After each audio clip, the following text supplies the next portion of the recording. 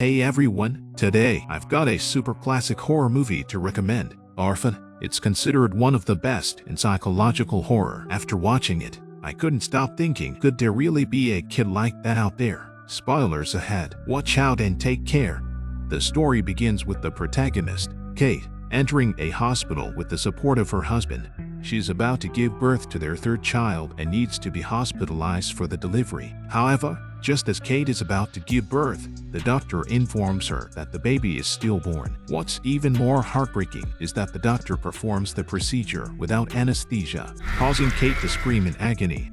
As they extract the baby, a nurse then presents the lifeless baby to her, leaving Kate in utter terror. Fortunately, this turns out to be just a nightmare. In reality, Kate indeed has 3 children, but her third child was lost in a miscarriage. This traumatic event left Kate with severe psychological scars and depression. To help her recover, her husband John decides that they should adopt a child. A few days later, John and Kate visit an orphanage, where they are warmly welcomed by a nun. As they walk in, they see a group of carefree children playing, which brings a smile to Kate's face. While waiting for the nun to return, John takes a look around and hears a beautiful song coming from upstairs. He follows the sound and sees a little girl singing in a room. Intrigued, John enters the room and notices the girl's impressive paintings. He praises her talent, and she introduces herself as Esther. Her politeness and grace immediately endear her to John. At this point, Kate and the nun arrive, and the nun's expression becomes serious. After a brief conversation, Kate is also impressed by Esther's unique qualities. The nun mentions that Esther is an exceptionally mature and intelligent girl from Russia. She was previously adopted by an American family, but tragically, the family perished in a house fire, leaving Esther an orphan once again. John and Kate were moved by her tragic past and decided to adopt her, despite the nun's warning that Esther had a unique habit. She always wore ribbons around her wrists and neck, and no one was allowed to touch them. Kate didn't see this as a significant issue, believing that everyone has their own habits, so the adoption process officially began. A few weeks later, after all the rigorous adoption procedures were completed, John and his wife Kate were ready to bring Esther home. However, this decision turned their once happy family into a nightmare. On the way back, Esther found out that Kate had a deaf and mute daughter, so she started learning a few simple signs. As the car sped over a bridge, they soon arrived at John and Kate's house. Just as they got out of the car, Kate's younger daughter Max ran out. Esther greeted her using sign language, and her polite demeanor made a good impression on everyone. Everything seemed perfect. Inside the house, Esther met the last family member, Kate's son Daniel. However, Daniel didn't seem very friendly. With Esther's arrival, the atmosphere at home became more lively, which annoyed Daniel. He felt that this new sister was a bit weird. Not only did she easily win over their mom and sister, but even his beloved father started to become distant. Nearby their home was a small treehouse where Daniel often played with his friends. He was upset about having a new person at home, so he escaped to the treehouse for some solace. Actually, Daniel's instincts were right. Esther's strangeness was just beginning to unfold. One night, Kate finished writing in her diary and hid it away as usual, indicating her depression had improved a lot. Then, dressed in a seductive outfit, she went to the bedroom, intending to make up for the recent lack of intimacy with her husband. Just as they were about to get started, there was a knock on the bedroom door. Esther was standing there with Max, asking if they could sleep with them that night. The couple didn't think much of it and agreed, but Esther insisted on sleeping next to John. The next morning, the family got busy with their routines. Esther, wearing new clothes, was ready for school. Kate urged the kids to hurry up, but was shocked to see Esther dressed in a very mature way. Nothing like a student. Kate suggested she change her clothes, but Esther argued that her uniqueness was what they liked about her. This left Kate speechless, so she didn't press the matter. At school, the teacher introduced Esther to the class, but the students reacted with boos. One girl even mocked her, saying she looked like a princess. Esther didn't retaliate, but her sharp eyes made it clear that this girl was now on her radar. After class, Esther was bullied by some students, and Daniel passed by with an indifferent expression, showing no concern for his so-called sister. Esther's uniqueness felt odd, and she gradually started to reveal more of her strange behavior. One day, while playing, Daniel hit a pigeon, But it didn't die immediately. Esther walked over and told him to be more ruthless, picking up a stone and smashing the pigeon to death. Daniel didn't want to do it, but Esther said it was actually a form of mercy. This scene terrified Daniel, and he fled in a panic. That night, while organizing the kids' clothes, Kate accidentally found Esther's Bible. Out of curiosity, she opened it and found a photo of a man inside. Kate didn't think much of it at the time and put it back. Little did she know that Esther saw everything. As Esther's odd behavior increased, Kate began to suspect that she might have some psychological trauma. To help her move past any unpleasant memories, Kate patiently taught her to play the piano and gave her a family photo album. The album included pictures of her siblings and also of Esther. Kate's intention was to show Esther that she was now a formal member of the family. Kate and Esther then went to the garden behind the house, where Kate had buried the ashes of her third baby. These ashes had nourished a unique white rose bush. Kate explained to Esther that whenever she saw the white roses bloom, she felt her child was still with her. Now, she considered Esther as her new hope, vowing to pour all her love into her to make up for her past loss. This heartfelt confession deeply moved Esther, and Kate felt relieved, thinking she had finally broken through. Later, Kate shared this moment with her husband, and feeling happy, they decided to be intimate. However, just as things were getting steamy, Esther suddenly appeared, forcing.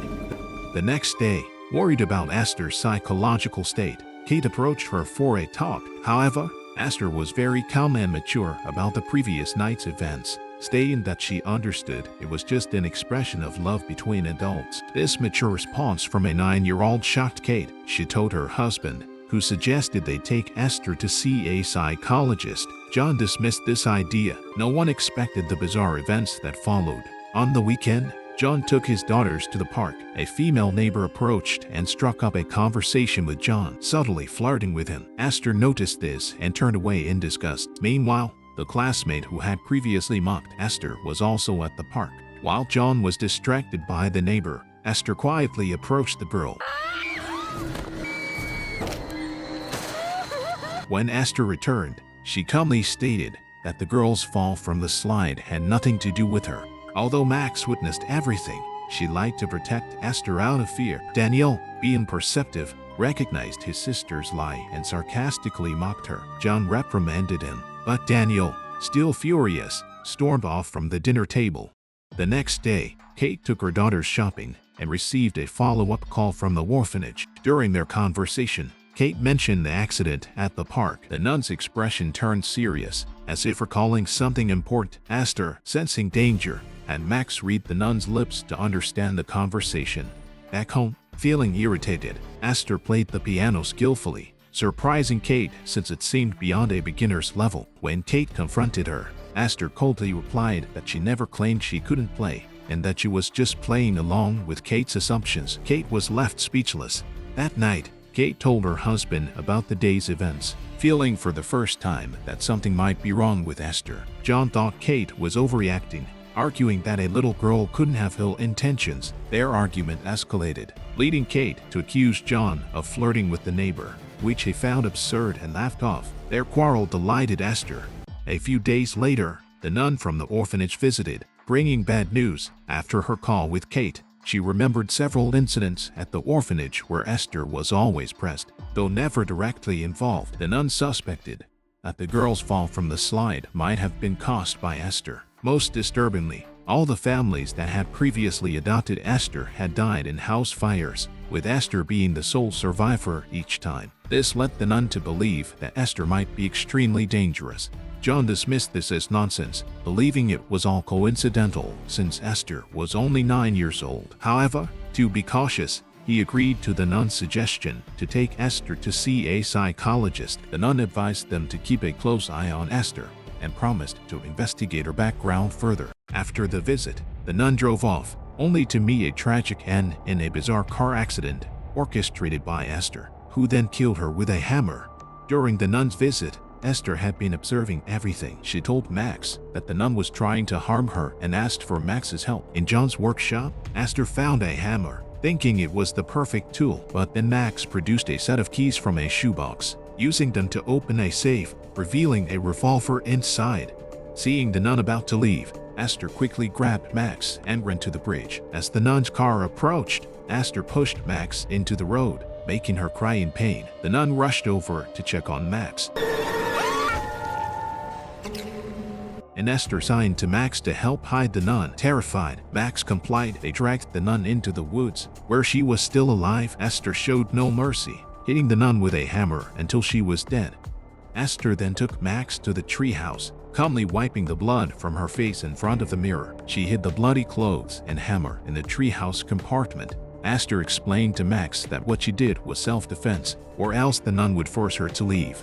After comforting Max, Esther led her away from the treehouse. Daniel, playing nearby, saw them and quickly hid behind a rock, nearly being discovered by Esther.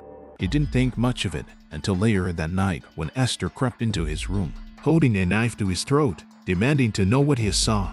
Daniel was terrified and lied, saying he hadn't seen anything. Esther threatened him, warning him to forget everything he saw, or he wouldn't live to see another day. Scared by her threat, Daniel wet his pants. Even though John thought the nun's warnings were nonsense, Kate felt there might be some truth to her words. So, she took Esther to see a psychologist. After talking with Esther, the doctor said there was nothing wrong with her. Instead, the doctor suggested that the issue might be with Kate, till she received a worrying call from the orphanage. The nun had returned, even though she should have by then. Alarmed, Kate called the police, who eventually found the nun's body. The police questioned John and Kate, but they had no clues. Kate's instincts told her Esther was involved. In her room, Esther kept pressing the TV remote, as if making a decision.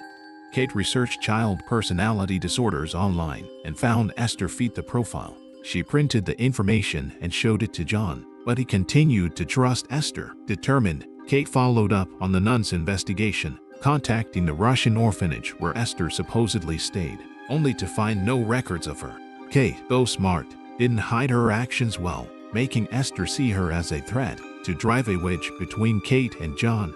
Esther played the innocent victim. She told John she felt Kate didn't like her. John reassured her that she was part of the family. Emboldened, Esther picked Kate's cherished white roses, grown in memory of her lost child, and presented them to Kate as a gift. Kate was devastated, and John misinterpreted her reaction, thinking she intentionally hurt Esther. This deepened the rift between them. Later, Esther went to the shed, beat down on a towel, and broke her own arm to frame Kate. When she returned, she screamed for John. Though, seeing Esther's injury, believed Kate was responsible. He made Kate sleep outside their room, despite her protests. Exhausted and distraught, Kate bought 2 bottles of wine, but decided against drinking them for the sake of her children. Instead, she poured them out at home, determined to stay sober. The next day, Esther continued her sabotage. While Kate was talking to Daniel, Esther released the car's handbrake, letting it roll down a snowy slope. Kate ran after it, shouting for Max, relieved to find her safe. John, worried by this incident, invited the psychologist to their home. Kate tried to explain, but John didn't believe her, showing her an empty wine bottle as evidence of her supposed relapse. Desperate, Kate agreed to attend a support group, while John arranged for his mother to supervise Kate. Esther's manipulation had driven a deep wedge between Kate and John. Daniel also found the events of the day strange. When no one was paying attention, he quietly went to Max's room to ask her what had happened. He urged Max to tell the truth if Esther had hurt her so that the adults could help. To his surprise, Max signed that their parents couldn't help them and pulled out some hidden drawings depicting Esther's murder of the nun. Recognizing the treehouse in the drawings, Daniel decided he needed to investigate it. Unbeknownst to him, Esther was eavesdropping outside the door. Concerned for Max, Kate sneaked into her room that night to check on her, only to be startled when the light suddenly came on. Esther was sitting ominously in a chair, resembling a statue. Kate told Esther to leave Max's room, but Esther pulled out Kate's diary, cruelly exposing her emotional wounds. Esther, showing her true colors, warned Kate to stay out of her way. The next day, while Esther was out, Kate searched her room and found Esther's Bible hidden among the toys. Inside, she discovered a name written on a leaf and called the Russian orphanage it belonged to. A Russian person answered and, upon hearing Kate speak English, handed the phone to someone who could help. Kate explained Esther's situation, but the person on the other end shook their head in disbelief. Meanwhile, Daniel, seeking the truth, had snuck into the treehouse. As he searched for evidence, Esther entered with the blood-stained hammer and clothes, tossing them on the floor. She warned Daniel that Max was an accomplice and would go to jail if the truth came out. Daniel didn't believe her, but Esther had already doused the treehouse with gasoline and struck a match.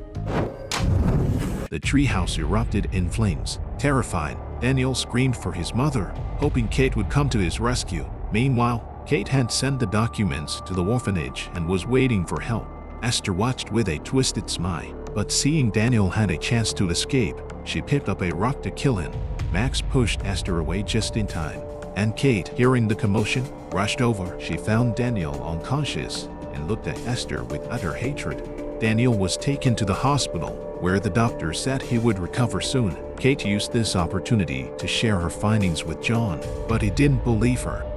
Esther, realizing Daniel's recovery was a threat, pretended to go buy a soda but instead headed to his hospital room. She manipulated the heart monitor and removed Daniel's oxygen mask, attempting to smother him. Max, wary of Esther, warned her mother. Alarms blared from the ICU as Kate rushed in, only to be restrained by doctors. Furious, she confronted Esther and slapped her, but was sedated and forced to rest in a hospital room. Seeing Kate out of the way, Esther saw her chance and tried to seduce John. John, initially drunk and unaware, rejected her once he realized what was happening. John told Esther he would call the nun to discuss whether she should stay with the family. Esther, seeing her plans unravel, stormed off. Meanwhile, Kate received a call from the orphanage. The doctor revealed Esther's real identity, a 33-year-old woman with a hormone disorder, making her look like a child. She was one of the most dangerous patients at the asylum, known for harming others and escaping her restraints, which explained her scars and constant need for a choker and bracelets. Realizing the danger, Kate left the hospital and rushed home. Esther, having shattered disguise, rampaged through the house. Hearing the commotion, John went to investigate, finding a wrecked room but no Esther. As he prepared to leave, he noticed strange shadows cast by the aquarium's UV light, revealing Esther's true, sinister nature. Just then, the phone rang. It was Kate, warning John to be careful. But as John reached for the phone, the light suddenly went out. He grabbed a flashlight to check the fuse box but found it had been sabotaged. As he scanned the area, Esther appeared and stabbed him. John fell to the ground in pain, and Esther kept stabbing him until he lay lifeless. Upstairs, Max witnessed everything and fled to her room. Esther calmly went to John's study, retrieved the gun from the safe.